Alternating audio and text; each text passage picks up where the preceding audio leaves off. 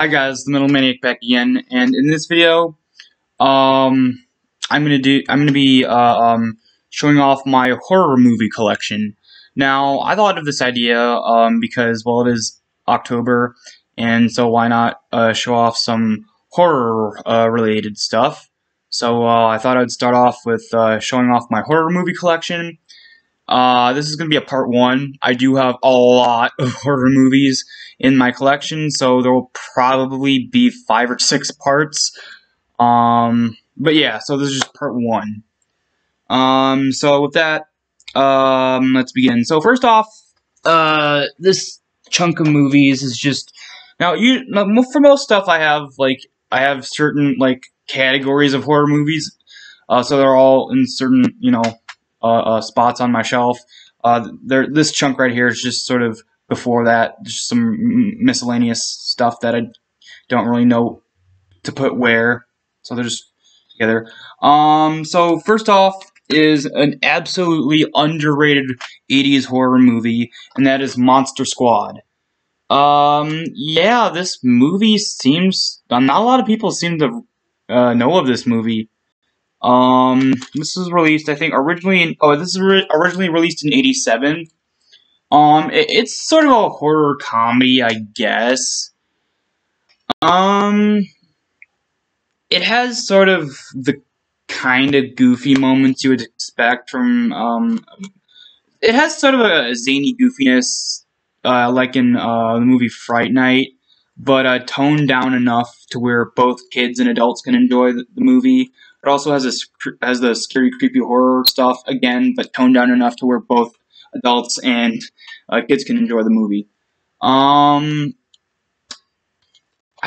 don't remember seeing a Blu-ray release of this.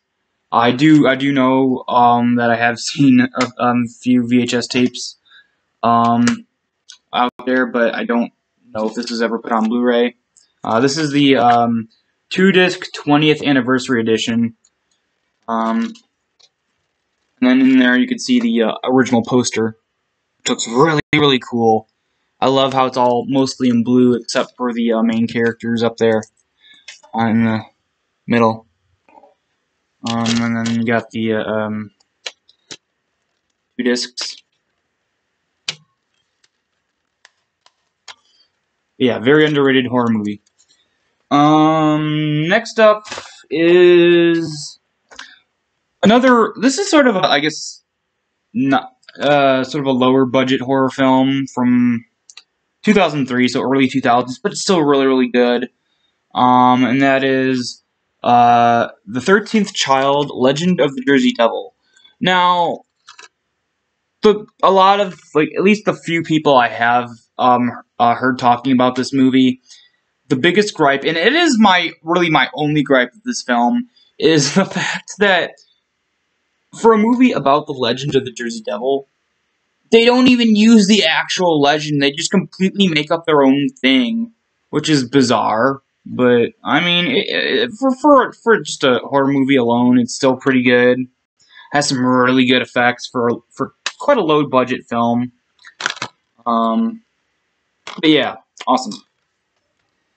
Next up is another sort of, I guess you could say, independent film, and that is Always Watching, a Marble Hornets story. Basically, the Slender Man movie before the Slender Man movie. This is the good Slender Man movie, the one that actually is a legitimately good movie, not the crappy one that came out a few years ago. But yeah. Alright, next up is the original The Fly from 1950. Oh yeah, it's 58. Despite having a very bland cover, it's actually a really good movie. Yeah. For people who are new to a certain movie and just sort of judge the movie by the cover, I know there's a lot of people that do that for some reason. Don't judge the movie by its bland cover. Yeah, it's a black and white film, but it's so good. I think this is the black and white version. No, it's color. Okay, so I know there's a black and white version out there somewhere. I think that's the first version I saw, but I know there. Well, I guess it was released both in black and white and color. But this is definitely the color version. I just checked on the back. But it is a very, very, very good film. Yeah, it's kind of cheesy with its effects. I mean, it was the 50s after all. But, I mean, the story is really good. The story's good. The interaction with the different characters is really good. Again, for a 50s sci-fi horror flick, that's amazing.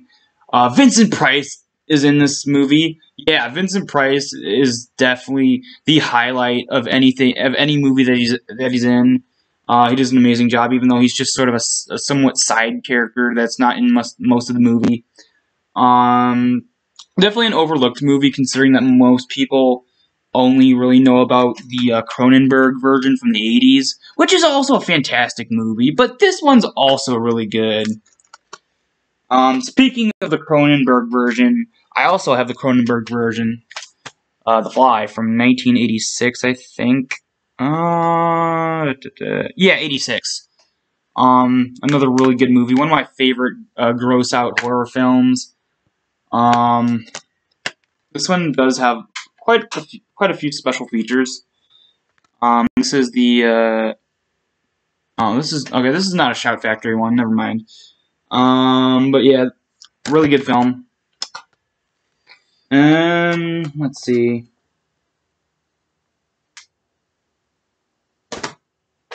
All right. Moving on to the next section of my collection, and that is the Mummy movies. First off, of course, how can you have a collection of Mummy movies, Mummy horror films, without having the one that started it all, from 1932? Yeah, what can I say other than this is still the best Mummy movie ever. It still holds up after all this time. Boris Karloff's performance is spine-chilling. Like, he plays both like the mummified version and of Imhotep very well, and then Imhotep in his human disguise. He plays that really well. I think this was Boris Karloff's first speaking role, because this is the early 30s. So, talkies, as they were called, talkies, horror movie, not horror movies, but movies in general with sound, was very, very new. So a lot of actors who were in the business at the time weren't quite that used to actually speaking in the movies yet. But a lot of these actors, other than this guy in the movie, everyone else kind of nailed it, whereas this guy kind of was too over the top with the shouting and freaking out. Which, on one hand, is kind of cool. How like he's just sort of broken, his mind's sort of broken from the sight of Imhotep rising from his coffin. But yeah, very good horror film. No collection is complete without this movie. And this is actually the steel case the Universal put out not too long ago. This does have quite a bit of special features. Yeah, awesome horror film. In my opinion, one of the best black and white horror films, and one of the best horror, and probably the second best horror film from the 1930s. But yeah. All right, next up is the first of the Brendan Fraser trilogy of The Mummy. Oh, hold on. Oh. Okay, I need to be careful because the disc doesn't always stay on the peg. Anyway, but yeah, this is actually the very first horror movie with no, this is the very first mummy horror film that I watched. Yeah, I watched this before the original. I watched this before anything else. This one is definitely the best of the Brendan Fraser trilogy. It kind of is just so. I mean, it was purposely made to be goofy and over the top, but it's still really, really good. This is one of the earliest horror films that I remember watching. Like, I can't remember what was the very first horror film that I watched. It may have been one of the Universal monster movies. I don't remember I don't remember completely, but this is definitely one of the first things horror movie related I ever saw. So it's kind of has some nostalgia to it for me. Oh yeah, this is the Ultimate Edition. Of course, the case is kind of banged up because I've had this for quite a long time. But yeah, and then next is The Mummy Returns. Now, despite what most people say, this isn't a bad sequel. There's only one bad element, that's at the end with the Scorpion King. Yeah, the CGI was pretty bad, but everything else in this movie is actually really good. It's actually a very solid sequel. But yeah. And then next up, the only Mummy movie I ever saw in theaters, and that is The Mummy: Tomb of the Dragon Emperor. I was actually quite surprised they moved away from the Egypt theme and went to China instead. Which I kind of makes sense since Imhotep's story arc was wrapped up in the second movie. But yeah, I was actually very hyped for seeing this in theaters, and wasn't disappointed. I actually do think it is a pretty good movie. But yeah. Next up, on the horror movies, in my collection are vampire-related horror movies. Woohoo! First off is the first Underworld movie. Yeah, I don't think there's been a bad Underworld movie. I like all of them, from the newest one to the newest one, that just came out not too long ago. Oh yeah, this is a slipcase version with a really cool sort of artwork where, like, you have the thing here, you have the foreground, and then you have the background here. This is a 2-disc unrated extended cut. You open it up, and it comes with the 2 discs, of course, but it also comes with a couple really interesting things. First off is storyboards. And you can see that there. And then some storyboards along with some clips from the movie.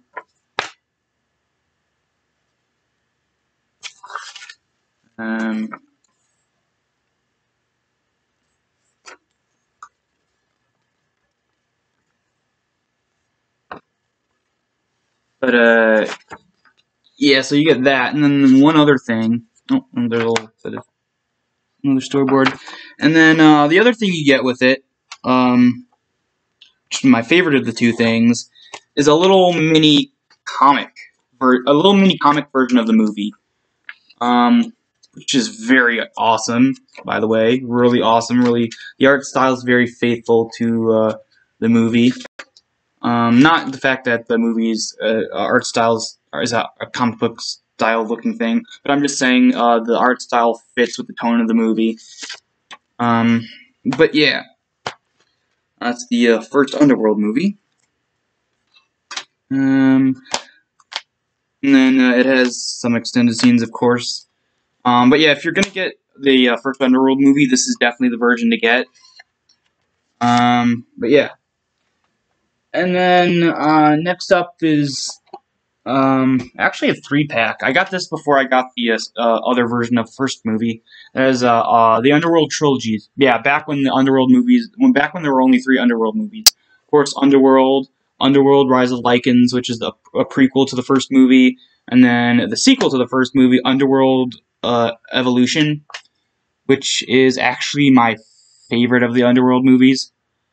I don't own the newest Underworld movie yet. It came out a while ago, but I don't own it yet. But yeah, that's that. Next up is a movie that really divides people. People love it or hate it, and that is Van Helsing. Yeah, one of my favorite, if not my favorite, Hugh Jackman performances. Yeah, I like him as Wolverine, but him as Van Helsing is just absolutely badass. Um, the guy whoever plays whatever actor plays Dracula in this is also pretty good. Over the top, but still really, really good. Yep. And then, of course, the movie that started the whole vampire movie craze. You couldn't have the famous Bela Lugosi version of Dracula without having, first off, Nosferatu, a symphony of horror. I know there's a Blu-ray version of this, but I haven't gotten around to getting it yet. But yeah, one of my it is my favorite silent horror movie. Horror movie that's a silent film. This is the only silent film I have in terms of horror movies.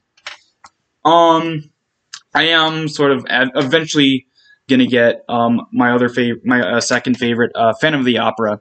I haven't seen it in a long, long time. I don't own it yet, but I will. I will eventually. But yeah, just a really great horror film. Very, very important landmark in the horror genre. Yep. All right. Next up is my favorite horror film in terms of vampire movies, and that is Francis Ford Coppola's Bram Stoker's Dracula. Probably the most accurate representation of the actual novel. Gary Oldman as Dracula is just amazing. People complain a lot about the design here with the whatever weird sort of hairstyle he has, but I mean, why are people? I don't get why people are focusing on that, and not his actual performance, because his performance is amazing. Definitely, I know a lot of people say, "Oh, they like Bela Lugosi the best," or Christopher Lee, and while those two actors are really good, and I do think the Christopher Lee performance is one of the best performances of Dracula ever. My personal favorite will always be Gary Oldman's performance in this film. But yeah, just absolutely classic horror film from the 90s. This is the collector's edition, so it does have a second disc, which has a bunch of special features and behind the scenes stuff. But yeah, absolutely love it. Let's see, next. Next up, actually, no, wait, hold on, there's one more of this part. Next up is actually a 4-pack. I don't have these movies individually. At some point I will, but right now they're just on a 4-pack. Is the Lost Boys trilogy, and then Queen of the Damned. You have the original Lost Boys here. You have Lost Boys: The Tribe, and Lost Boys: The Thirst, and then Queen of the Damned. Out of the 3 Lost Boys movie, I know I'm sort of I know my opinions vary not with most people, but my favorite Lost Boys movie, and I think the best Lost Boys movie out of the 3 is the third one, Lost Boys: The Thirst. Definitely, I mean, my favorite character of the trilogy is definitely Edgar Frog, the one of the two brothers. His character is just so amazing, and his character develops so much over the 3 films. And his character arc in the third one is absolutely awesome. And just the story behind him and what happened to his brother between the second movie and then the third one is really interesting. I'm not going to spoil anything for you guys, but definitely check out the third one if you've already seen the first and second ones. And then, of course, Corey Feldman's performance is phenomenal. And then Queen of the Damned is also really good. Although I do prefer Interview with the Vampire. I know this movie and then Interview with the Vampire connected. But yeah, great for horror films. But yeah, now moving on to horror films, but the werewolf-related horror films. Starting off with an amazing 80s classic, of course, and that is The Howling from 1981. This is actually the Scream Factory version of the Blu-ray, as you can see right there. It has a bunch of special features and behind the scenes stuff. I always love that when they put that kind of stuff on the bonus stuff for the movie. Um, but oh, and another thing that I like about these releases, the Scream Factory releases, is that you have the sort of a redone version of the cover art on the front, but also you can actually take out the little piece of paper and flip it and have the original artwork if on the front if you want. As you can see, I'll take this out really quickly, but there's the original poster art and then the original back art. But I always love that, how you're able to have a choice of if you want the newer version of the art or the original. I know most movies don't have that, and you're always really pissed off that, oh my god, they changed the art. Really, that's unnecessary. Now I'm stuck with this. But not with Scream Factory. They give you an option. You want the original art? All right, flip it around. If you want to keep this art, that way, They should really, Scream Factory should release, like, I know there's Blu-ray versions of the Friday movies and the Nightmare movies already released, but the Scream Factory should be able to re-release those, so then they could bring back the original artworks, have the newer versions, but then have the originals if you want, and then flip the piece of paper. But yeah. That was a weird rant. Anyway, there's that. And then also another 80s classic, of course, An American Werewolf in London. This isn't a Shout Factory release, by the way. I know it kind of looks at first glance, but it's actually just a Universal release. It's probably one of my favorite werewolf horror films besides The Howling. Just everything's great about it. Oh yeah, and there's just a bunch of special features too in this one. Yeah. And then next is the remake of The Wolfman. This is a 2010. This was released in 2010, I think. 2009. I was close. It was 2009, so it's 1 year before I thought it was released. Very unpopular opinion, but I like this better than the original Wolfman from the 40s. Here's the thing, out of all the Universal monster movies, the Wolfman, in my opinion, just doesn't hold up at all. I mean, Lon Chaney's acting is pretty good, I'll give it that, but everything else is just sort of, not that good, honestly. But and then the design of the Wolfman's pretty bad too. But this remake just took elements from that original movie and just made them better. And then of course you got Anthony Hopkins as the villain. Like, how can you not have Anthony Hopkins as a crazed Wolfman? But yeah, just an amazing remake. One of the best remakes out there in terms of a horror movie remake. But yeah. Next up is one that I don't see a lot of people talking about, and that is Werewolf: The Beast Among Us. This one's pretty interesting. There's sort of a mystery going on underneath the main story. But yeah, it's just a really great horror film. This is the underrated version. But yeah, awesome. Next up is another 4-pack. This one is not all the same horror stuff. There's 2 werewolf horror films on here. Wolfen, which isn't that good, and Bad Moon, which is really good. Bad Moon's probably my favorite thing on here. And then you have the remake, one of the remakes of Invasion of the Body Snatchers. This one's okay. And then you have Coma, which is sort of forgettable horror flick. But yeah.